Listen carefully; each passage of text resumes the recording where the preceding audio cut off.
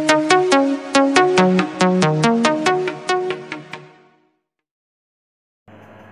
दोस्तों, नमस्कार। मैं सुनील कुमार और ये आपका अपना छोटा सा YouTube चैनल स्टडी मंत्रा क्लासेस। और जैसा कि आपको पता है, हम 12th क्लास की सोल्यूशन यूनिट कर रहे थे, जिसके अंदर हम लास्ट लेक्चर के अंदर एलिवेशन इन बॉइलिंग पॉइंट कर चुके थे। ओके, और एलिवेशन इन बॉइलिंग पॉइंट के अंदर हमने क्या किया था कि जब भी हम किसी प्योर सॉल्वेंट के अंदर कोई नॉन वोलेटाइल सॉल्यूट हम उसके अंदर ऐड कर देते हैं तो बॉइलिंग पॉइंट जो था लिक्विड का वो इंक्रीज होता था। ठीक है, बॉइलिंग पॉइंट क्या होता है? इंक्रीज होता है। और उसके अंदर से हमने एक छोटी सी, वहां पर छोटी सी और काफी इंपॉर्टेंट एक रिलेशनशिप निकाला था, जो क्या था कि delta TB is equal to KB into M. ठीक है, ये हमने निकाल दिया था, जहां पर एम क्या था? यहां पर सोल्यूशन की मोलैलिटी। ये क्या थी? इसकी मोलैलिटी। केबी क्या था यहाँ पर? केबी क्या था यहाँ पर? इसका मोलल एलिवेशन कांस्टेंट। और डेल्टा टीबी क्या था? जो डेल्टा टीबी जो हमने यहाँ पर बोला था वो क्या था? Elevation in boiling point. ठीक, ये हम कर चुके थे। कंप्लीट वीडियो अगर आपने नहीं देखा है तो आप प्रीवियस वीडियो देख सकते हो, जिसके अंदर हमने इस फॉर्मूले को किस तरह से प्रूफ किया जाता है, कैसे इसको ड्राइव किया जाता है, और इससे रिलेटेड जितने भी न्यूमेरिकल जो थे वो हमने इसके अंदर किए थे। ठीक, ये था हमारा एलिवेशन इन बॉइलिंग पॉइंट। आज का जो हमारा जो टॉपिक रहेगा वो होगा डिप्रेशन इन फ्रीजिंग पॉइंट। काफी मिलता जुलता सा ही है, depression in freezing point. Depression in freezing point आज हम करेंगे। तो देखो, डिप्रेस का मतलब क्या होता है? डिप्रेस का मतलब होता है डिक्रीज होना, डिक्रीज इन फ्रीजिंग पॉइंट। तो आइए देखते हैं कि सबसे पहले हम देखते हैं कि फ्रीजिंग पॉइंट क्या होता है। फ्रीजिंग पॉइंट क्या होता है? तो देखो, फ्रीजिंग पॉइंट को हम इस तरह से तो नहीं डिफाइन कर सकते कि वो टेम्परेचर जहां पर, जिस टेम्परेचर पर कोई लिक्विड अपने लिक्विड स्टेट से सॉलिड स्टेट के अंदर चेंज हो जाए, उसको हम उसका फ्रीजिंग पॉइंट बोलेंगे। ये तो प्रॉपर डेफिनेशन नहीं हुई। ना ही हम इस तरह से बोल सकते हैं कि जब भी कोई लिक्विड आप उसकी सॉलिड स्टेट के अंदर जाता है तो वो अपने आप को कंप्रेस कर लेता है, उसका वॉल्यूम डिक्रीज हो जाता है, ऐसा भी हम नहीं बोल सकते। क्योंकि कई केस के अंदर ऐसा देखा जाता है कि कुछ लिक्विड ऐसे होते हैं जिसका वॉल्यूम एक्सपेंड कर जाता है, और कुछ लिक्विड ऐसे होते हैं जिनका वॉल्यूम फ्रीज होने के बाद वॉल्यूम डिक्रीज हो जाता है, जैसे कि आपके पास क्या आपका लिक्विड होता है। ओके, तो फ्रीजिंग पॉइंट को हम एक प्रॉपर वे के अंदर किस तरह से डिफाइन करेंगे? ए टेम्परेचर, देखो, a temperature at which vapour pressure of liquid become equal to vapor pressure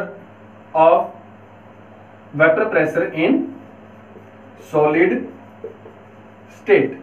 okay, कि वो टेम्परेचर जहां पर किसी लिक्विड का वेपर प्रेशर उसी लिक्विड की सॉलिड स्टेट के वेपर प्रेशर के इक्वल जब हो जाता है तो उसको हम क्या बोलेंगे? इसका फ्रीजिंग पॉइंट। अब सॉलिड स्टेट का वेपर प्रेशर से क्या मतलब है कि जिस टाइप का लिक्विड आपने ले रखा है उसी को आप सॉलिड के अंदर कन्वर्ट कर लेते हैं। और सॉलिड के अंदर क्या होगा? डायरेक्ट अगर वेपर प्रेशर उसका दिया तो क्या करेगा ये सॉलिड? इस सॉलिड के अंदर क्या होना चाहिए? वहां पर सब्लिमेशन वहां पर होगा इसका।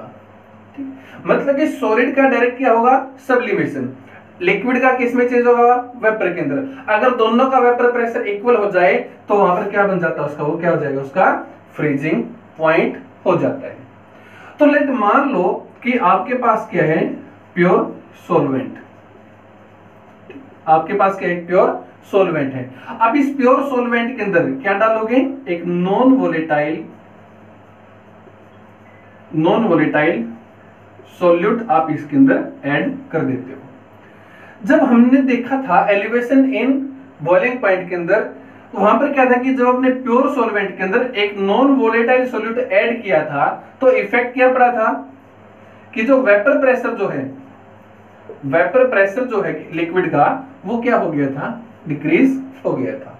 और अगर वेपर प्रेशर डिक्रीज हो जाता था तो देखो, अगर बात करते हैं बॉइलिंग पॉइंट की, तो बॉइलिंग पॉइंट क्या के ऊपर इफेक्ट क्या पड़ा था कि बॉइलिंग पॉइंट जो था ना वो क्या हो गया था, आपका इंक्रीज हो गया था। आपका नहीं मतलब कि लिक्विड की बात हम कर रहे हैं, लिक्विड का बॉइलिंग पॉइंट क्या हो गया था, इंक्रीज हो गया था।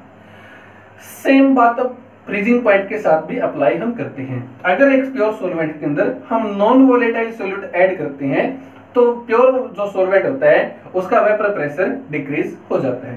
वेपर प्रेशर डिक्रीज होगा तो फ्रीजिंग पॉइंट के ऊपर क्या इफेक्ट पड़ेगा, जो फ्रीजिंग पॉइंट होता है वो क्या हो जाता है, डिक्रीज हो जाता है। तो याद रखेंगे जब भी एक प्योर सॉल्वेंट के अंदर नॉन वोलेटाइल सॉल्यूट ऐड करते हैं तो बॉइलिंग पॉइंट तो क्या होता है, इंक्रीज होता है, और फ्रीजिंग पॉइंट क्या होता है, डिक्रीज हो जाता है। ओके, तो काफी इंपॉर्टेंट रिलेशनशिप है ये, याद रखना कि what happen when a non volatile solute is added to the pure solvent. एक प्योर सॉल्वेंट के अंदर जब आप कोई नॉन वोलेटाइल सॉल्यूट ऐड कर दोगे तो क्या होगा, तो बॉइलिंग पॉइंट तो इंक्रीज होगा और उसका फ्रीजिंग पॉइंट डिक्रीज हो जाता है। आइए इस डेफिनेशन को हम एक छोटे से प्यारे से ग्राफ के साथ हम इसको समझते हैं। ये हमारे पास ग्राफ जिसके अंदर हमने जो एलिवेशन बॉइलिंग पॉइंट के अंदर भी किया था कि ये जो लाइन होगी आपको रिप्रेजेंट करेगी यहाँ पर टेम्परेचर को, और ये जो लाइन होगी वो किसको रिप्रेजेंट करेगी, वेपर प्रेशर को। ओके, इस तरफ आपका टेम्परेचर इंक्रीज होगा तो यहाँ पर वेपर प्रेशर इंक्रीज होता है। अब अगर बात करते हैं प्योर सॉल्वेंट की, तो प्योर सॉल्वेंट का जैसे जैसे हम टेम्परेचर इंक्रीज करेंगे तो वेपर प्रेशर क्या होगा, इंक्रीज होता रहता है। ठीक, ये हमारे लिए किसका हो गया, प्योर सॉल्वेंट के लिए। अगर हम सेम काम यहां पर करते हैं, सोल्यूशन के ले लेते हैं, तो सोल्यूशन के लिए ग्राफ कुछ इस तरह से बनता है, क्योंकि सॉल्यूशन का वेपर प्रेशर प्योर सॉल्वेंट के कंपैरेटिवली कम होता है तो लाइन नीचे आएगी। तो ये क्या बन गया आपका यहाँ पर एक solution. Okay, according to condition क्या कहता है कि इनका वेपर प्रेशर किसके बराबर होना चाहिए, सॉलिड के वेपर प्रेशर के बराबर। तो यहाँ पर हम एक कर्व लगा लेते हैं जो कि काफी मतलब कि एकदम से एलिवेट होता है। ये जो कर्व होगा ये रिप्रेजेंट करता है इसके सॉलिड फॉर्म को, ठीक है, सॉल्वेंट की सॉलिड फॉर्म को ये रिप्रेजेंट करता है। तो देखो जैसे जैसे हम टेम्परेचर को डिक्रीज करते जाएंगे, vapour pressure of pure solvent भी डिक्रीज होता जाएगा, उधर से सॉलिड का वेपर प्रेशर भी डिक्रीज होता जाएगा। ये पॉइंट ऐसा पॉइंट आता है यहाँ पर जहां पर इस प्योर सॉल्वेंट और इस सॉलिड दोनों का वेपर प्रेशर क्या हो जाता है, इक्वल हो जाता है। तो अगर मैं इस लाइन को देखो, ये किस टेम्परेचर पर होता है ऐसा, ये टेम्परेचर TF नोट पर यहां पर क्या हो जाता है, दोनों का वेपर प्रेशर इक्वल हो जाता है, और जो प्योर सॉल्वेंट जो हमने लिया था ये प्योर सॉल्वेंट यहां पर आकर के क्या हो जाएगा, फ्रीज हो जाता है, बर्फ बन जाती है इसकी। ऐसे हम यहां पर देखो सोल्यूशन के लिए भी करते हैं, सोल्यूशन का टेम्परेचर डाउन करते हैं तो वेपर प्रेशर डिक्रीज होता रहता है, उधर से सॉलिड का वेपर प्रेशर डिक्रीज होता गया। ये पॉइंट ऐसा आ जाता है यहाँ पर जब दोनों का वेपर प्रेशर क्या हो गया, इक्वल हो गया, और इस टेम्परेचर पर क्या हो जाता है, इस टेम्परेचर पर हमारा जो सॉल्यूशन जो था वो फ्रीज हो जाता है। तो ये जो टेम्परेचर जहां पर फ्रीज होगा उसको हम क्या लिख देते हैं यहाँ पर, TF। तो देखो यहां से ही पता चलता है जो प्योर सॉल्वेंट था उसका फ्रीजिंग पॉइंट ज्यादा था, जो सॉल्यूशन है उसका फ्रीजिंग पॉइंट सॉल्वेंट के कंपैरेटिवली और भी ज्यादा डिक्रीज हो गया। इन दोनों के बीच का जो गैप है, इन दोनों के बीच का जो गैप है उसको हम क्या लिखेंगे, डेल्टा TF। ठीक, डेल्टा TF का मतलब क्या है, डिप्रेशन इन फ्रीजिंग पॉइंट। ठीक है, डेल्टा TF किसको रिप्रेजेंट करता है, डिप्रेशन इन फ्रीजिंग पॉइंट को यहाँ पर रिप्रेजेंट करता है। तो देखो डेल्टा TF हम यहां से देख सकते हैं कि जो डेल्टा TF जो है वो लोअरिंग इन वेपर प्रेशर पर डिपेंड करता है। डेल्टा TF किस पर डिपेंड करता है, लोअरिंग इन वेपर प्रेशर। तो यहां पर लिखेंगे सेम मिलता जुलता ही काम हुआ, जिस तरह से आपने एलिवेशन इन बॉइलिंग पॉइंट के अंदर किया था सेम वही काम हम यहां पर करेंगे। Delta TF depend upon the lowering in vapour pressure, but according to Raoult क्या था कि lowering in vapour pressure depend करता था मोल फ्रैक्शन ऑफ सॉल्यूट। तो इसका मतलब क्या हुआ कि जो डेल्टा TF जो है ये भी किस पर डिपेंड करेगा, lowering in vapour mole fraction of solute पर ये डिपेंड करता है। ओके, क्लियर है ना। तो delta TF is equal to K into mole fraction of solute. अब ये वही टर्म आ गई जो हमने एलिवेशन इन बॉइलिंग पॉइंट के अंदर किया था। अब एलिवेशन इन बॉइलिंग पॉइंट के अंदर यहां से हमने क्या किया था कि जब हम यहां पर x की वैल्यू को पुट करते हैं तो ये क्या बन जाती है, इसकी मोलैलिटी बन जाती है। क्या बन जाती है यहां पर, मोलैलिटी। तो delta TF is equal to K constant को हम लिख लेते हैं KF इंटू X2 क्या हो जाएगा यहां पर इसका मोलैलिटी। ओके, क्या बन जाता है ये, मोलैलिटी। तो ये रिलेशनशिप थी जिसके साथ हम यहां पर न्यूमेरिकल निकाल लेंगे। KF क्या है यहां पर, KF क्या है यहां पर, ये है इसका molar depression in freezing point. इसको हम क्या बोलेंगे, molar depression in freezing point. कई बार एग्जाम के अंदर क्या पूछा जाता है कि डिफाइन KF को डिफाइन करो।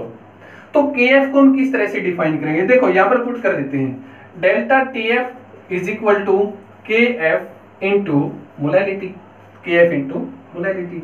अगर molality of solution, if molality of solution is 1, मतलब कि molality of solution is unit, then delta TF किसके बराबर हो जाएगा, delta TF is equal to KF।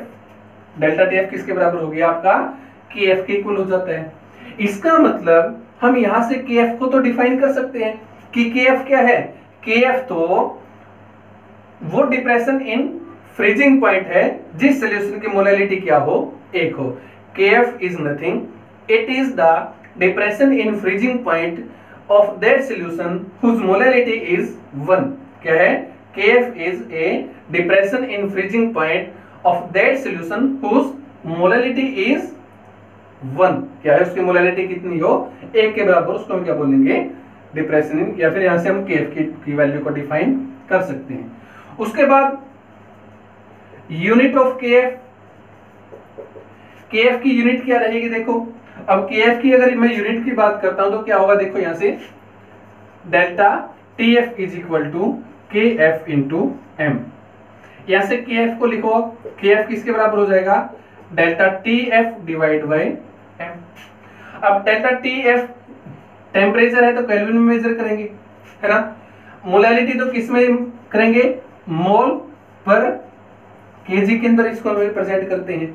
तो ओवरऑल अगर मैं इसको निकाल के देखता हूं तो क्या बन जाता है कि KF की जो यूनिट आएगी वो क्या आएगी, केल्विन इंटू केजी इंटू पर मोल, केल्विन इंटू केजी इंटू पर मोल। ये क्या आ जाती है, KF की यूनिट आ जाती है।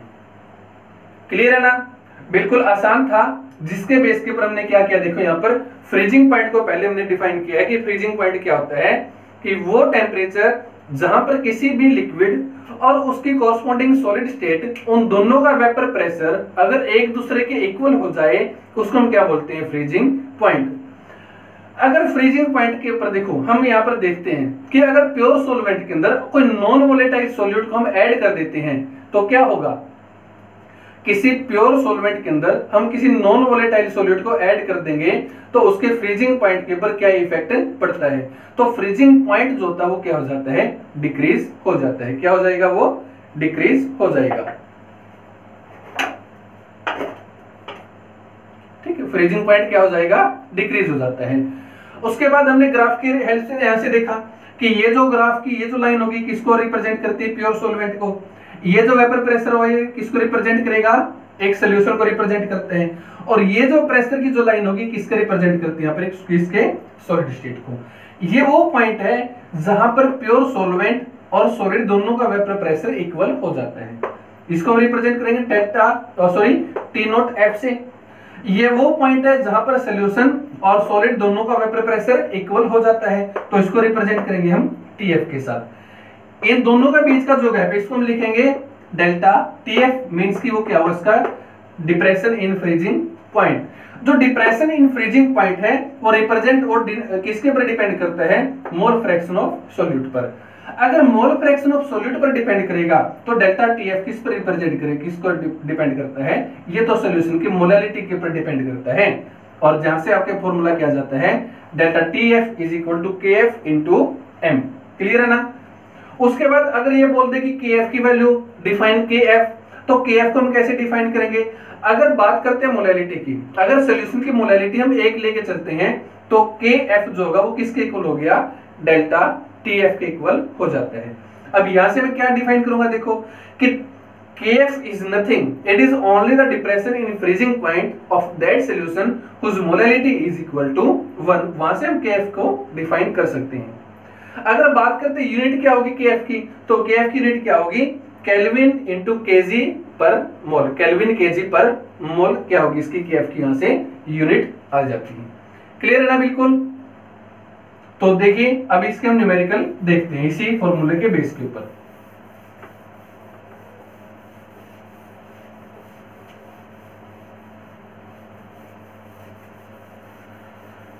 बाबा वे कलाम नौरानी कुर्सी लदे जोर।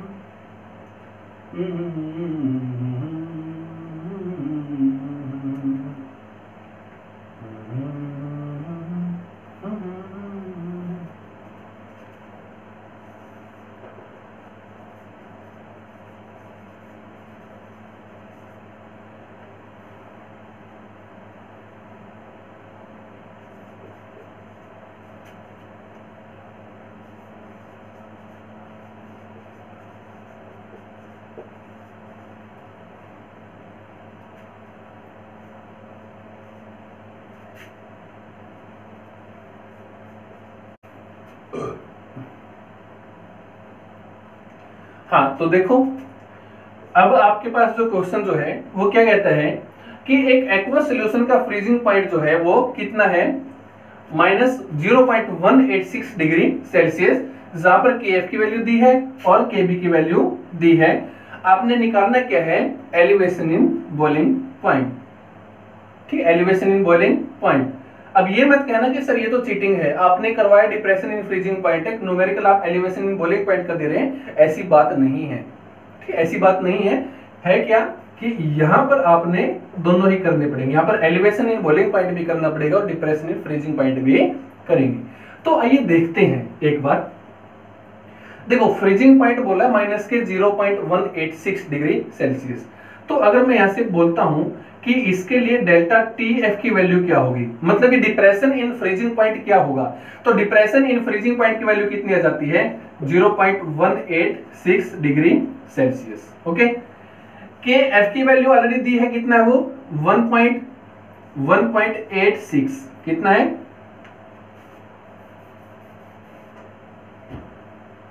1.86 यहां पर इसके लिए KF की वैल्यू है। निकालना क्या, देखो हमने क्या निकालना है? एलिवेशन इन बॉइलिंग पॉइंट निकालना बेटे आपको। तो मतलब कि delta TB is equal to KB into molality, है ना? KB की वैल्यू दे रखी है बट मोलैलिटी यहाँ पर नहीं है, तो हम यहाँ से इस फॉर्मूले का यूज करके यहाँ से क्या करेंगे? हम यहाँ से इस यहाँ पर delta TF is equal to KF into molality, इसका यूज करके हम यहाँ से क्या निकालेंगे? सोल्यूशन की मोलैलिटी निकाल देंगे। क्या निकाल देंगे? इसकी मोलैलिटी। तो डेल्टा TF की वैल्यू पुट कर दो, 0.186 is equal to 1.86 into molality. अगर यहां से मोलैलिटी की वैल्यू आई तो कितनी आ जाती है? वो मोलैलिटी की जो वैल्यू आएगी यहां से कितना आ गया? वो 0.1 आ जाती है।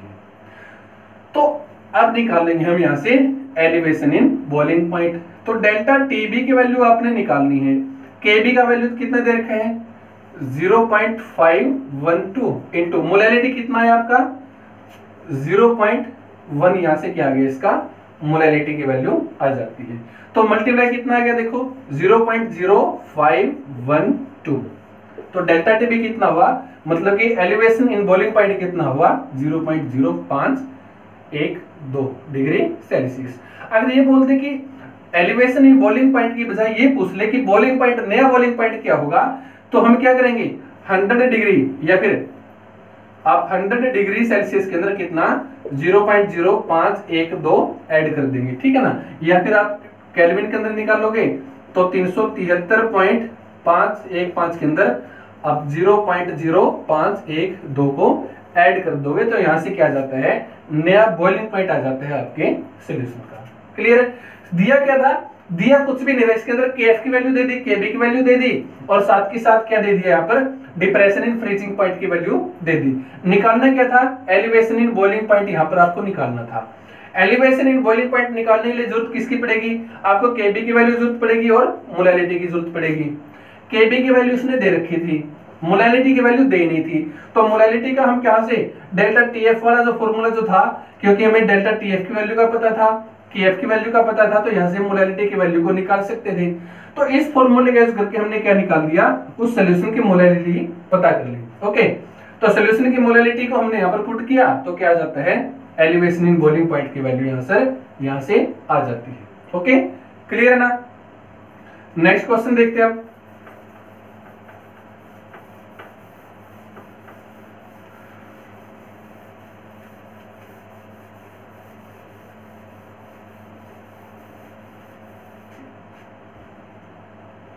अगला जो क्वेश्चन है वो क्या कहता है,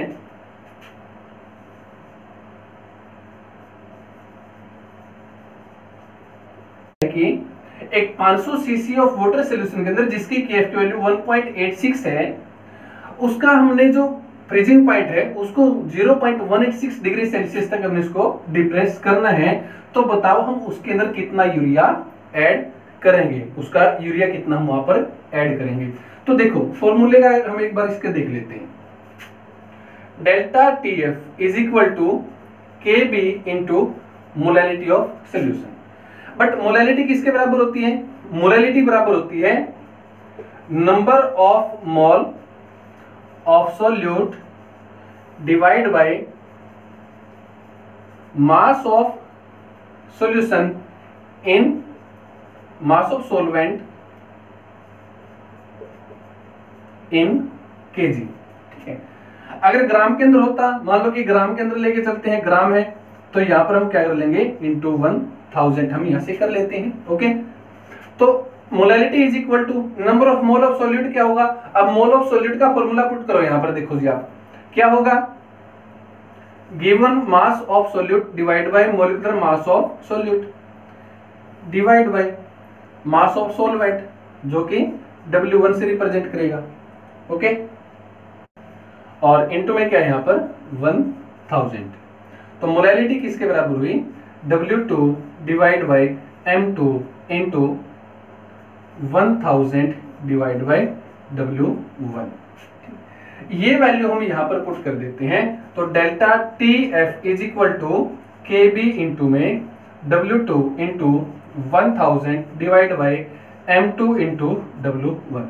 ये वो फॉर्मूला है जिसके साथ आप डिप्रेशन इन फ्रीजिंग पॉइंट की कोलिगेटिव प्रॉपर्टी का यूज करके हम यहां से मोलिकुलर मास भी निकाल सकते हैं और सॉल्वेंट का मास, सॉल्यूट का मास भी यहां से हम निकाल सकते हैं। ओके, तो ये फॉर्मूला आपने भी यहां पर यूज करना होगा। तो देखो दिया क्या है, यूरिया दिया है,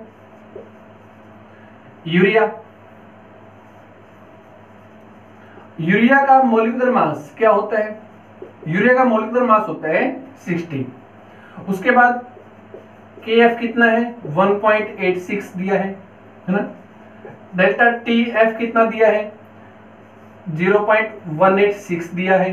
ओके, उसके बाद weight of solute WA solvent sorry कितना दिया है, 500। कितना दिया है, ये 500 दे दिया इसका। तो वैल्यू पुट कर दो फॉर्मूले के अंदर, delta TF is equal to KB into W2 into 1000 divide by M2 into में W1। डेल्टा TF की वैल्यू दे रखी है ना, कितना है 0.186 इज इक्वल टू KB की वैल्यू दे रखी है 1.86 इंटू वेट निकालना है, W2 की वैल्यू निकालनी है, into 1000 divide by molecular mass of solute कितना है 60 दे रखा है, और वेट कितना दे रखा है 500। क्लियर है? तो यहां से अगर मास ऑफ सॉल्यूट देखा जाए तो ओवरऑल कैलकुलेशन करके अगर हम करके देखते हैं तो कितना जाता है वो 3 ग्राम। मतलब क्या हुआ कि अगर आप 3 ग्राम, अगर हम 3 ग्राम यूरिया ऐड कर देते हैं 500 ग्राम ऑफ या 500 सीसी ऑफ वाटर के अंदर, तो फ्रीजिंग पॉइंट में कितना डिप्रेशन आ जाएगा? 0.186 डिग्री सेल्सियस। ठीक है, तो अगर मास पूछा जाए ना, तो मास के लिए आप ये वाला फॉर्मूला याद करना, मोस्ट इंपोर्टेंट फॉर्मूला है। ठीक है ना, ये वाला फॉर्मूला हम यहाँ पर पुट करके इसका मास निकाल सकते हैं। क्लियर है? अच्छे से समझ में आ गया? चलो अगला क्वेश्चन देखते हैं।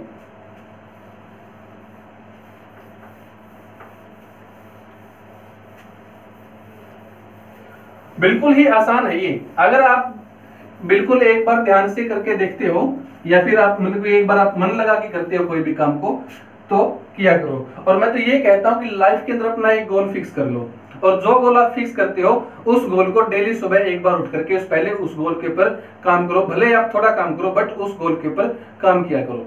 आपका गोल कुछ भी हो सकता है, आपका गोल एयरफोर्स भी हो सकता है, नेवी भी हो सकता है, मेडिकल एंट्रेंस भी हो सकता है, IIT भी हो सकता है, और भी जो आपकी जितनी जॉब होती है वो भी हो सकता है। ठीक है, तो जिस गोल के ऊपर जो गोल आपका है उस गोल के ऊपर एक बार काम किया करो, ताकि आप सुबह उठ के, जैसे माइंड फ्रेश होता है तो सुबह उठते ही आप उस गोल के पास एक बार अपना काम करो, ताकि आप अपने जो भी आपको सक्सेस चाहिए वो सक्सेस आपको आसानी से मिल जाए। तो अगला क्वेश्चन देखते हैं।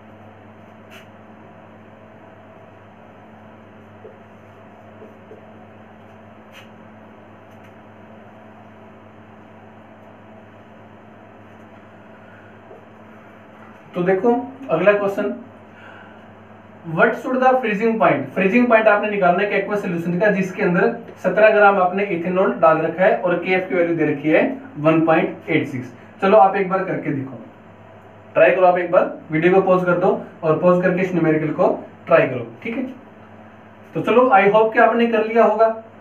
तो देखते हैं डेल्टा TF क्या है, ये तो निकालना पड़ेगा, है ना।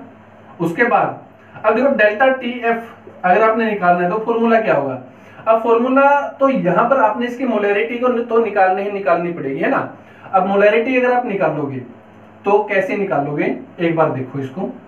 फॉर्मूला कैसे क्या यूज करोगे आप, KF into weight of solute into 1000 divide bye molecular mass of solute और वेट ऑफ सॉल्वेंट। इसकी वैल्यू को आप यहां पर पुट करोगे। KF की वैल्यू दे रखी है, कितना है 1.86 into mass of solute, mass of solute कितना है 17 ग्राम।